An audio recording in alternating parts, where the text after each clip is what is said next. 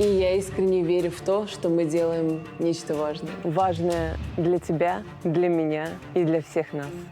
15 лет назад я не выглядела так хорошо, как сейчас. Я попала в аварию. А что с глазом было? Я смотрю. Глаз не открывался долгое время из-за левостороннего инсульта. Кошмар О, Господи. какой. Вы супергероиня. У вас какое-то стремительное развитие бизнеса. Сегодня утром группа вооруженных людей ворвалась во двор городской школы номер 1. Я нахожу брата, беру его за руку и побежала в сторону школы. Уже нас встречали боевики. Вы брата часто вспоминаете, но он вас ведет, да, по жизни? Он мой ангел-хранитель, как и папа. А кем папа работал? Он работал в ГИБДД, как и я. Мне и моему сыну удалось выжить. Мы с ним попали в кому оба. А сколько ему было? Ему было 4 года. А парень ваш погиб при этом? Нет, у него только фингал под глазами, все. И я вот помню, что я пыталась кричать. А что произошло вообще?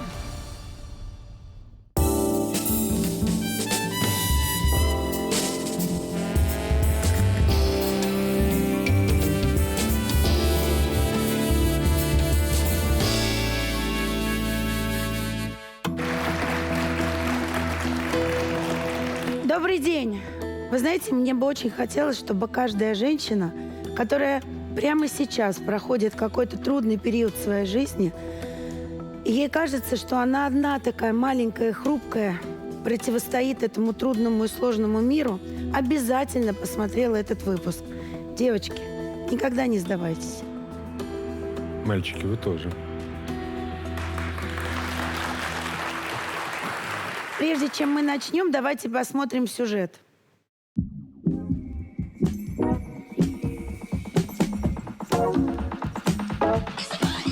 Мы одеваем девушек и женщин в шубы, свободные от меха. И никто не лишит нас этой возможности. Сегодня есть альтернатива, которая позволяет не жертвовать жизнями. Жизнь у всех одна, и это самая главная ценность. Искусственный мех – это современный материал для современного человека. И пусть вас окружают искусственные предметы, даже искусственные шубы. А вот искусственных людей я желаю вам не встречать на своем пути. Я очень рада, что мы можем предоставить людям выбор. Я благодарю Вову и Настю за то, что списали меня когда-то со счетов. И это позволило узнать мне, насколько я могу быть сильной и создать лучшую версию себя. И я искренне верю в то, что мы делаем нечто важное. Важное для тебя, для меня и для всех нас. Сегодня в нашей студии Мария Кошкина из Санкт-Петербурга. Здравствуйте, Мария. Здравствуйте, Лида. Мы рады вас видеть. Взаимно, спасибо. Вы шикарно выглядите. Спасибо. Но я знаю, что несколько лет назад с вами произошла страшная история. Расскажете? Да, конечно, я бы сказала, даже 15 лет назад, достаточно давно, я не выглядела так хорошо, как сейчас. А в 2011 году, 23 ноября, я попала в аварию, которую не постесняюсь назвать страшной. К сожалению, водитель машины, в которой я сидела, он погиб на месте и задавил меня. И из этой аварии я вышла с 6 переломами, комой, инсультом и с возможностью 15% выживания, как потом выяснилось. Вы были в коме долго? Да, 23 дня. Угу. И кроме того, что это было много белого света, наверное, про этот процесс мало что могу рассказать интересного. Скорее про восстановление и про то, как я поднималась, как училась заново ходить, заново танцевать. Ну, то есть я заново училась даже говорить. Потому что у меня стояли из-за перелома челюсти железные пластины. И первоначально я ела через трубку. Специальную трахеостому у меня стояла. А что с глазом было? Глаз не открывался долгое время из-за левостороннего инсульта. Угу. Потом разработкой, тренировками, к счастью, это вернулось. Но небольшое косоглазие, реабилитацию я продолжаю до сих пор, у меня остается. А вот с момента аварии, вам сколько лет было? Когда... 20 лет. 20 лет. Мне Господи, повезло. Да. Конечно, я была молодая и восстановилась достаточно быстро. То есть вы так сейчас к этому относитесь? Мне повезло, да? Ну, я была другим человеком совершенно в то время. До аварии я была другим человеком. Авария меня сильно изменила. Давайте пока мы не об этом, а что там произошло-то? Как авария случилась? Лобовое столкновение с пьяным водителем. Кошмар О, Господи. А кроме был в вас и машине? водителя, который погиб, к сожалению, кто-то был еще в автомобиле? Да, был мой молодой человек и партнер по бизнесу Вова. А он Пострадал? Он легко, ну, как у него была легкая травма, его выписали на следующий день из больницы. А вы сказали, что молодой человек и партнер по бизнесу. Да, да. Мы Вы в начали... 20 лет уже имели бизнес. Это было такое время, когда только появлялись социальные сети. Я увидела вместе с подругой информацию о том, как создают шубы натуральные, в кавычках. И мы поняли, что все, носить это не хотим. И в это же время, ну, знаете, как совпало несколько фактов, я купила себе в сетевом магазине шубу из искусственного меха на заработанные деньги за 7 тысяч рублей. Тогда это казалось безумием. И я поняла, боже мой, можно так же тепло, красиво выглядеть. Я чувствовала в ней себя очень круто. И я думаю, блин, если могут они, можем и мы. Я заканчивала художественную школу, и меня всегда интересовал маркетинг. И как-то, знаете, все вот это совпало. Я нашла склады, я нашла швей первых, нарисовала эскизы, и мы сделали фотографии, и вот тогда это было так. И стали просто через социальные сети продавать Да, рассказывать. шубы из искусственного меха. Да, А молодой человек ваш, он какую роль в этом бизнесе занимал? Я с ним познакомилась в книжном магазине каком-то. Мы просто начали общаться. Я ему предложила идею, рассказала. Слушай, говорю, смотри. И он согласился со мной, вот единственный из всех моих друзей и знакомых, попробовать. А роль его какая была? Партнер. Потом мы вложились, когда ему понравилась идея, мы стали это обсуждать. Я писала планы, он вместе со мной этим занимался. Мы вложились по 10 или 15 тысяч рублей на тот момент. Ну, поровну, да? 50 на 50. Да. Но идея была ваша. Слушайте, ну вот вы в этом сюжете, который мы видели, благодарили его, еще одного человека, но это было сделано с такой долей сарказма и иронии, что я теперь понимаю, что там что-то не так пошло, да? После того, как вы попали в больницу, он что? Он потом, как я узнала, первое, что он сделал, он забрал лекала из дома моих родителей. Он приходил в больницу? Он пришел... Молодой человек вот этот ваш? Да, он пришел один раз, принес цветы, сказал, я рад, что ты снова в строю. Я лежала, честно говоря, с зашинированным ртом, с очень большой болью и не очень хорошо осознала этот момент. А лекала он зачем забрал у ваших родителей? Чтобы продолжать работать. По сути, давайте честно, сразу после того, как вы впали в кому, он, видимо, понял, что выйдете вы из этой комы, не выйдете, вы же не знали на тот момент, что с вами происходит, а ему же наверняка сказали, что всего 15% шанса на то, что вы выживете, да? 15% врачи Звонила давали. мамина коллега, но она не передавала это, естественно. Ей сказали, не звоните больше, не выживет.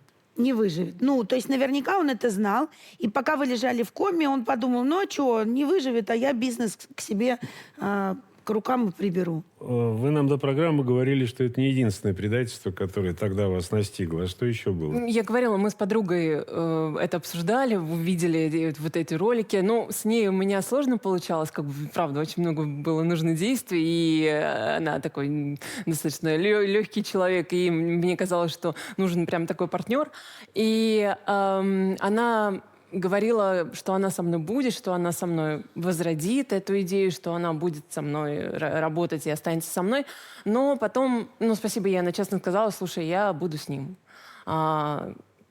Спасибо за честность. Слушайте, а меня сейчас волнует... Она осталась с ним как партнер? Да, они какое-то время работали, насколько я видела. Это сейчас вы можете улыбаться. Тогда было не до улыбок. Вся эта реабилитация, когда не открывался глаз, когда не разгибались колени. Вот он сколько в вашей жизни продолжался?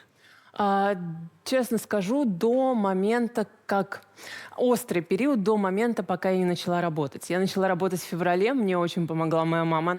Тогда мы просто поехали к морю, и мама меня у моря спросила, она говорит, ты хочешь свое дело продолжать? А я, естественно, следила за группой, в которой мой партнер работал с подругой. Я увидела, что они стали постить шкуры с производств всяких зверств и так далее. Я думаю, это вообще не тот путь, куда мы к этому придем. И все, вы сделали так, чтобы ваша идея была все-таки вашей идеей, и дальше реализовывали ее так, как вы изначально и хотели, только уже вместе с мамой. Да, правильно же? мама, с мамой и папой. А вот как называется ваша компания и почему так? Есть английское слово «ответ», и мы взяли амоним, грубо говоря, этого слова. Это на самом деле ответ, в том числе не только мой, событиям, которые произошли в жизни, но и в целом это ответ современного человека на изменение мира. Ты можешь сегодня выглядеть классно, но уже другим Ну, способом. Да, не в Но натуральных я так понимаю, что ваш бизнес с папой и с мамой стал намного больше, сеть стала больше. Это не только один город и другие города, да? То есть у вас какое-то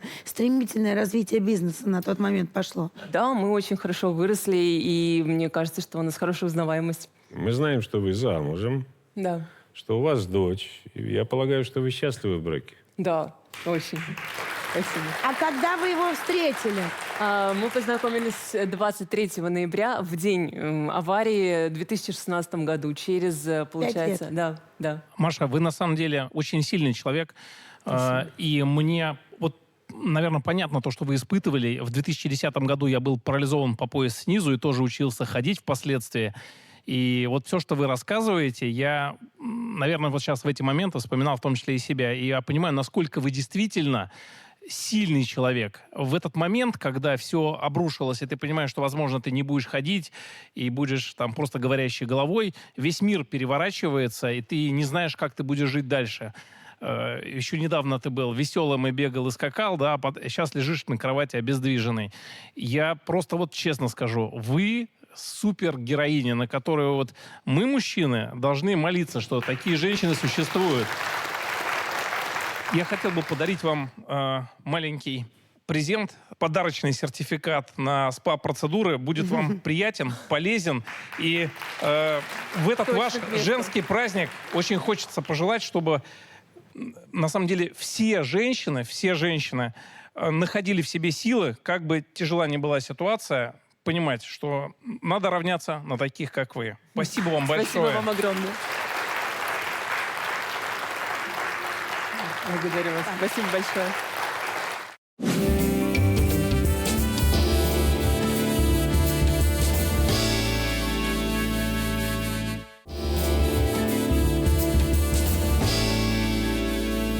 Первое сентября 2004 года для всей страны стало страшным днем. В школе номер 1 города Беслана был совершен теракт. Сотни детей, их родители и педагоги были захвачены боевиками во время праздничной линейки. Ляна Чеджемова в тот день вместе со своим братом и мамой пришли в школу. Давайте посмотрим сюжет. Сегодня утром группа вооруженных людей ворвалась во двор городской школы номер 1.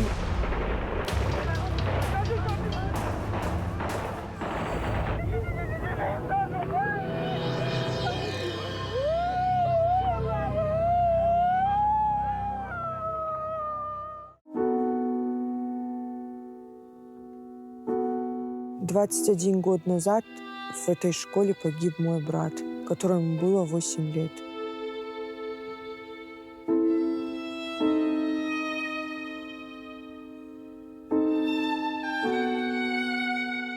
После него отца не стало.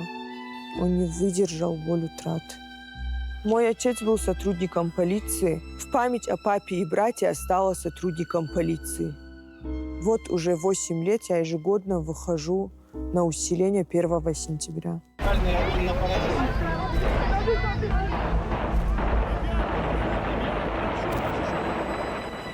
Время не лечит, но боль притупляется.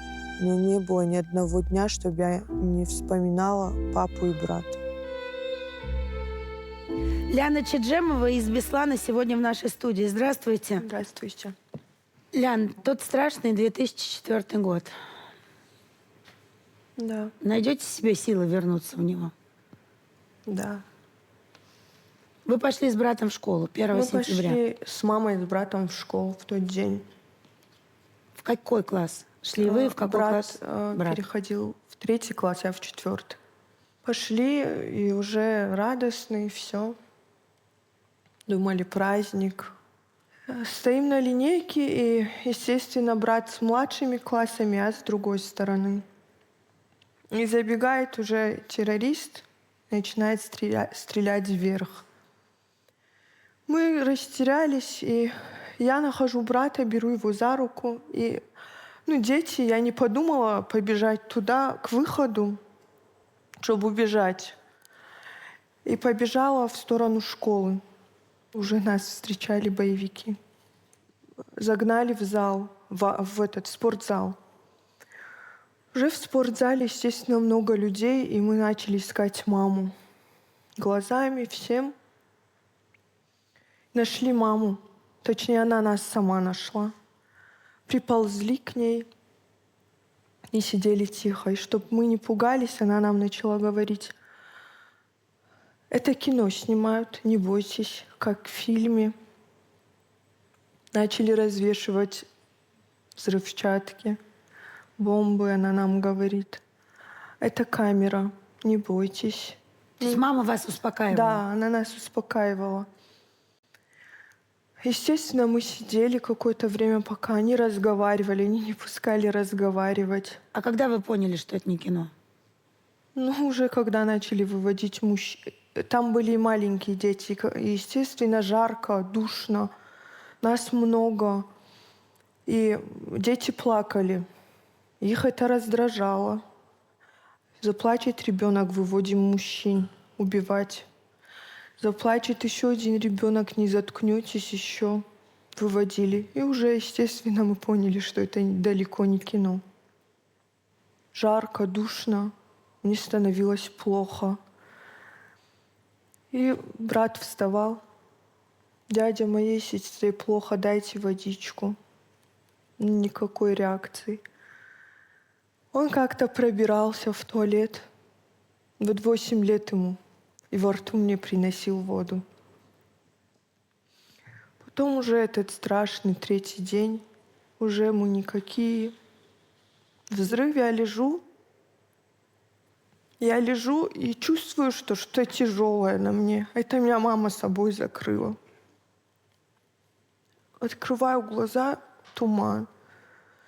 Туман, и думаю, может, я умерла, и вот туман. Смотрю, мама лежит вся в крови. У нее было осколочное ранение сильное. Ей раздробило костную часть, вот, челюсть. И разрывы во рту, в области рта. Я ее поднимаю. Мама, она вот рвет свою юбку. Как-то придерживает, чтобы никто не испугался. И она мне говорит: сиди, не шевелись, сиди. И уже начинает искать брата. Его нет с нами. Подходит боевик, и они смотрели, кто еще жив, а кто нет. И загоняет нас в тренажерный зал. Загнал нас в тренажерный зал. Сидите, не дай бог кто-то хотя бы пошевелится. Мы вас убьем. Мама меня прячет с собой, чтобы в меня ничего не попало. Оттуда нас отвели сразу в столовую. Там начался вообще ад. Они нас уже стреляют со всех сторон. Там решетки. Наши не могут попасть туда от того, что они вот в эту маленькую столовую нас загнали. И мама находит там кастрюлю. Одевает ту кастрюлю на меня, чтобы в меня ничего не попало. Я ей говорю, я еще ожоги у меня, и они горят. Я говорю: мама, я сейчас задохнусь. Она мне говорит: лучше ты задохнись, чем ты пулей умрешь их. Эти вот так поставили в ряд стулья себе. Боевики, которые остались еще живые, вот так в ряд. Мы там в углу под окном. Падает решетка и прыгает такой огромный мужчина, альфа и вымпел. Он прыгает, ему кричат: Саша, бронежилет. Это был Александр Перов, он погиб, спасая меня. Он меня закрыл собой. Это для меня как мой второй отец. Он для меня герой. Он прыгает, и ему кричат: Саша, бронежилет. И он: какой бронежилет? Здесь дети, надо спасать. Они втроем запрыгнули, сделали с собой щит. Вот так, они огромные. И я маленькая, он мне говорит: маленькая, не бойся. Он меня берет так через ноги, и другому альфовцу уже там с носилками. Как выкидывал меня, уже их там расстреляли. Все уже. Его расстреляли, он все равно стрелял, спасал нас, выкидывал. И нас выкинули, спасли. Меня в больницу, маму в больницу, естественно. Папа работал в органах, в МВД, в ГАИ. Он был на смене тогда. Естественно, ему говорят, твоих детей захватили. Он, естественно, нас ищет. Тогда были все бессильны, никого не запускали. Естественно, боялись за нас. Если зайдут, нас убьют всех. Он начал искать нас по моргам, по всем. Он не выдержал. Его ударил первый инсульт. Там же, в морге. В итоге нас нашли. В больнице, все. Потом уже похороны. Брату год. И на следующий день он уже не проснулся. Он не выдержал. А кем папа работал? Он работал в ГИБДД, как и я. Я пошла по его стопам. И вместо папы, вместо брата я собрала все силы и сказала себе, что я стану сотрудником полиции и буду служить своей родине. Защищать таких же беззащитных детей и людей, которой я была 21 год назад. Я так понимаю, что вы еще обязательно работаете всегда на 1 сентября, да? Да, я каждый год заступаю. Хотя, мне трудно, но все равно я каждый год обязательно должна быть в своей школе. Я так понимаю, что вы брата часто вспоминаете до сих пор. И даже говорили нам до программы, что у вас чувство есть, что он вас ведет, да, по жизни. Да, я считаю и чувствую, что он мой ангел-хранитель, как и папа. Давайте посмотрим на экран.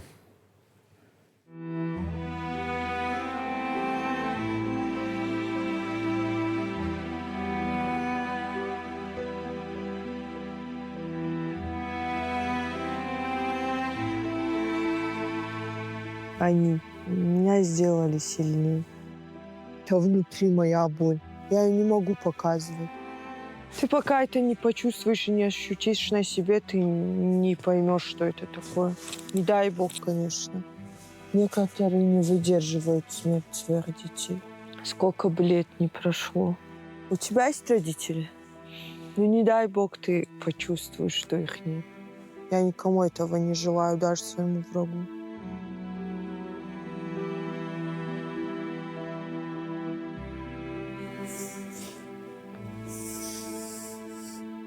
Он же меня видит.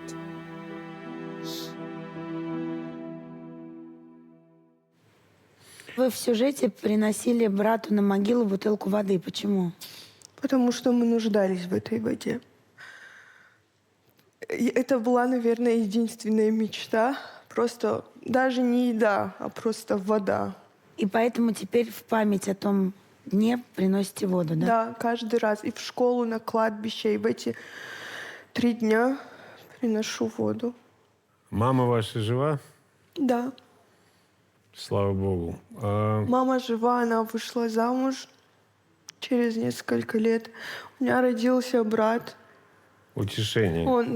Я его очень сильно люблю. Ему сейчас 18 лет. Он у меня занимается вольной борьбой. Давайте посмотрим, как вы работаете и как живете. Мое утро каждый день начинается одинаково. Иду в свой любимый кабинет, смотрю свои задачи, выезжаю на улицы, на которых мне нужно провести обследование дорог. Распечатываю фотографии недостатков, перенаправляю в администрацию района. Я люблю свою работу, потому что она приносит гражданам пользу. Добро пожаловать в мою гражданскую жизнь. Это мой брат, который погиб в школе номер 1, которому было 8 лет. Это мой родной брат отца Маз, который родился после всех событий, который стал для меня опорой вместо папы и брата. Это моя любимая бабулечка, которая постоянно смотрит турецкие сериалы. Ты меня любишь? Конечно, кого же? Точно? Точно. Опять твой сериал сбежал. Не хотят, чтобы я смотрела. Пойдем на кухню. Там опять твои две дочери суетятся. Это наша кухонька, где сейчас будем ужинать. Мама и мама родная сестра постоянно что-то готовят. Бабуль, садись туда. Бабуля у нас сидит во главе, как старшая дома. Давайте я вам помогу. Спасибо. Она мне спасла жизнь, она меня закрыла с собой. Она у меня герой. Герой.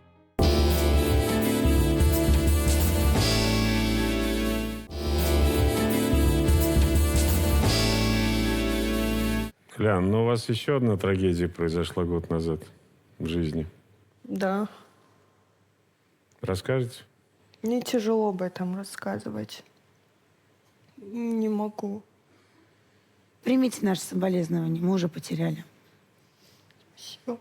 Я искренне хочу пожелать вам, чтобы все испытания, которые на вашу долю выпали, закончились. Вы хлебнули и так выше крыши. Желаю вам счастливой, тихой, семейной жизни и хороших дней на работе. Спасибо вам большое. Я хочу попросить... А я очень хочу, чтобы вы мамой стали. Я очень сама этого Я хочу. вам этого искренне от души желаю, честно. Спасибо Потому большое. что у вас внутри столько любви, что пора ее уже направить в правильное русло. Ляна, глубоко потрясен вашей историей. И на самом деле вы прекрасная и сильная девушка, которая может стать примером. И есть пример для тех людей, тех семей, которые прошли через разного рода трагедии, теракты и различные преступления, происшествия. И действительно им важно находить все силы, смотря на вас, на вашу историю, для того, чтобы это преодолевать. Вы как раз являетесь тем примером, который помогает эти силы в себе находить. И я вам желаю вот в канун 8 марта, чтобы вы все больше и больше радовались жизни, уже пройдя все эти невзгоды, неприятности, трагедии, чтобы вы обретали все больше и больше женского счастья, и чтобы близкие, друзья, люди вас окружали и дарили вам тепло. Спасибо вам большое. И с праздником 8 марта хотел как раз-таки подарить вам подарок, чтобы вы немного отвлеклись, расслабились и, соответственно, порадовались Спасибо тем вам приятным большое. моментом. Спасибо. Спасибо вам огромное. Спасибо. Спасибо большое. Давайте посмотрим историю еще одной женщины. —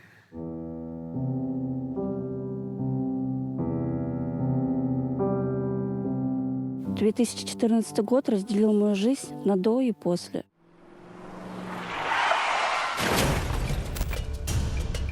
Вот в этом месте произошло столкновение.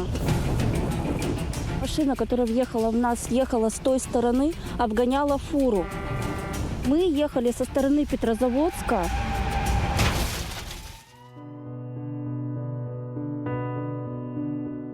В результате удара большая часть пострадала моего лица.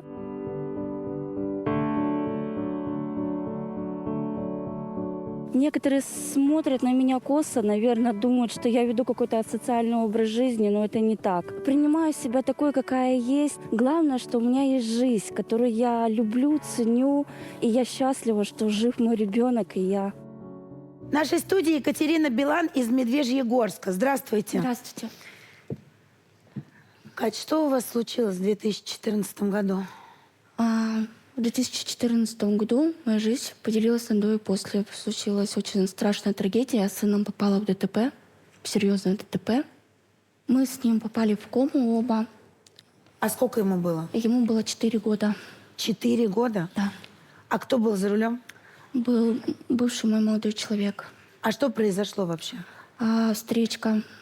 Мы ехали с Петрозаводска, получается, домой, и водитель встречной машины обгонял фуру и со всей дури влетел в нас. Лобовое столкновение? Да. И вот так вот выглядела ваша машина? Да. Господи, как вы вообще живы остались? Ну, шансов не давали, я еще в ней была застрявшая, горела. Это там тушили, вот огнетушители. А парень ваш погиб при этом, нет? Нет, у него только было фингал под глазами, все там. Ну, то есть он, видимо, отвернул в сторону, и Да, удар получается, пришелся на удар вас. пришелся на мою сторону, а сын сидел за мной.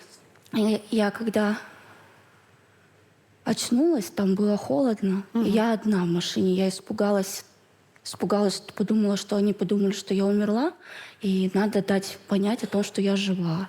И я вот помню, что я пыталась кричать.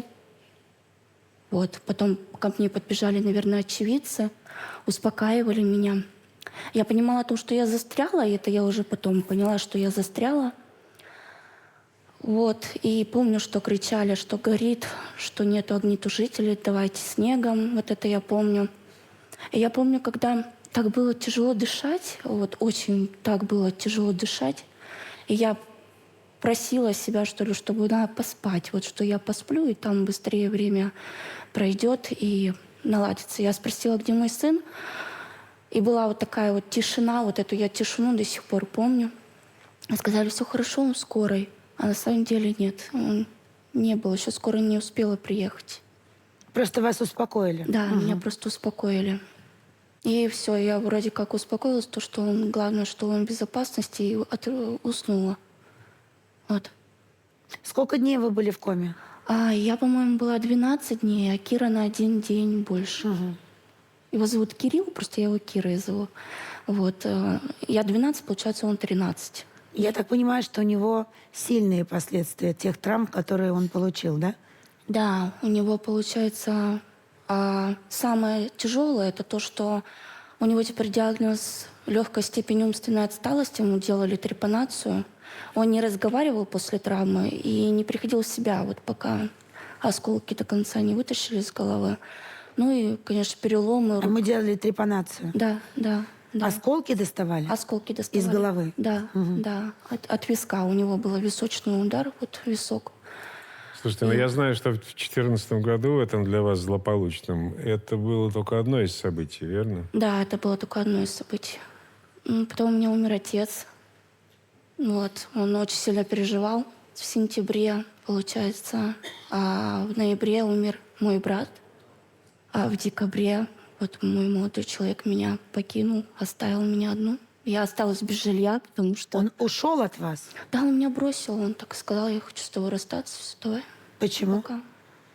Не знаю, может, потому что понимал, я уже не такая красивая, как была, и зачем? И зачем, типа, ему все эти трудности Я нужны? думаю, да, конечно. А кто Справляйся же вас сама. поддерживал все это время? Меня поддерживала бабушка Кирилла, моя свекровь от первого мужа. Я ей очень сильно благодарна. Вот, мы с ней вдвоем. Я очень ее А люблю, мама очень ее ваша? уважаю. У меня мама умерла, когда мне было 6 лет. А с кем вы росли? Меня забрала тетя к себе жить. Но там было плохо, да? Ну да, там дядя избивал меня постоянно. И вы сбежали от них, да? Ну, я 9 лет терпела, потом все, я не смогла, да, я ушла из дома. А куда пошли? К отцу. А почему изначально нельзя было с отцом остаться? Я не знаю, почему. Может быть, потому что у отца тоже был тяжелый период, когда меня забрали. Вот когда мама умерла, у него сначала мама его умерла, моя бабушка, потом дедушка, потом мама, потом меня забрали. И Он тоже в этот же выпивать стал, год, да? да, это был период, там, получается, бабушка умерла в марте на мое день рождения, а в мае мама умерла. То есть за 3 месяца вот у него столько потерь было. И он сорвался? Ну да, я думаю, да. И он как бы выпивал, и, наверное, не знаю, Ему забрали ко поэтому мне. и не дали, наверное, вас. А сейчас вы живете с ребенком только? Да, я живу с ребенком. Я так понимаю, что сейчас это свет в окошке, то есть вы живете ради него. Да, я и живу ради него. Я и дышу ради него. А Давайте- в итоге какие у него последствия травм? Что кроме у него задержка? Умственного развития – это самое главное. У него теперь после травмы внутричерепное давление, очень часто головные боли. У него был разрыв мочевого пузыря. У него ножка, вот голеностоп ушедший вот был в сторону вообще. Рука была дугой, ручку мы выпрямили ему ручку выпрямили массажами, а Ножку резали, сделали операцию, он ходит, все хорошо. Моя гордость.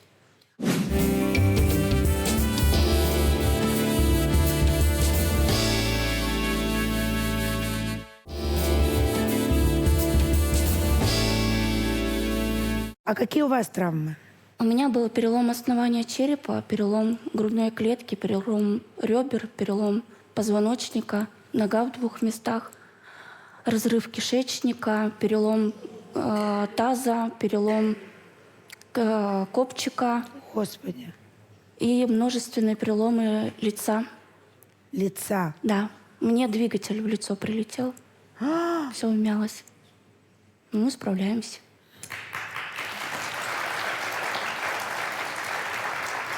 Давайте посмотрим сейчас, как вы живете, и продолжим разговор с вами. Я купила это жилье, чтобы быть ближе к своему ребенку. Я знала о том, что жилье аварийное. Ну, на что не пойдешь ради сына. Я хотела сделать ремонт, вот купила даже обои.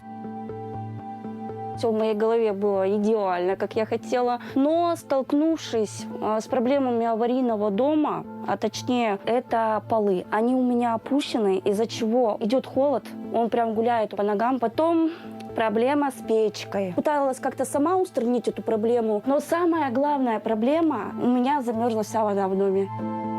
Приходится ходить на колонку. В этом мне помогает мой сын, помогает мне таскать воду, помогает мне таскать дрова. Без него бы я не справилась. Вот как раз-таки он пришел.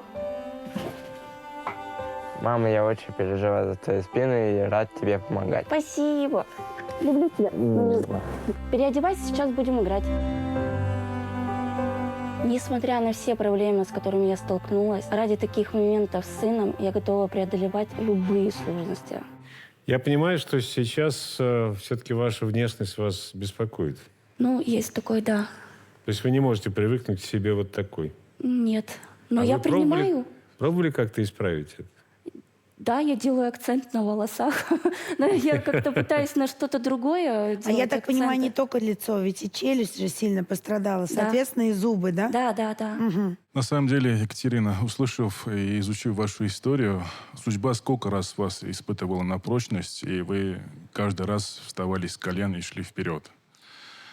То, что касается меня лично и моих коллег, мы прямо сегодня с вами поедем в клинику, сделаем более глубокий анализ, сделаем все необходимые обследования, и вы получите профессиональные рекомендации и возможности реабилитации из этой истории. Спасибо большое. Спасибо. Спасибо. К сожалению, должен констатировать, что в этой студии есть еще одна женщина, которая не может в этот предпраздничный день не остаться без внимания, правда ведь? Юля, ну мы с вами уже не первый раз встречаемся в Да. студии. Я в вашем лице Да. хочу поздравить всех наших дам с 8 марта. Да, это вам. Спасибо. Чувствую, я не подниму. Спасибо огромное. Не надорвались, мужики? Да. Спасибо Огромное вам спасибо за то, что вы делаете. И мы без вас не такие сильные, как рядом с вами. Вот она, сила мужская. Признать женщину. Я чувствую себя обязанным перед этим замечательным праздником немножко позанудствовать. Две европейские, как бы их помягче назвать, феминистки. Они пытались что доказать? Что женщина равна мужчине. И вот появился праздник 8 марта. Это доказывает, что женщина равна мужчине в этот день? Нет.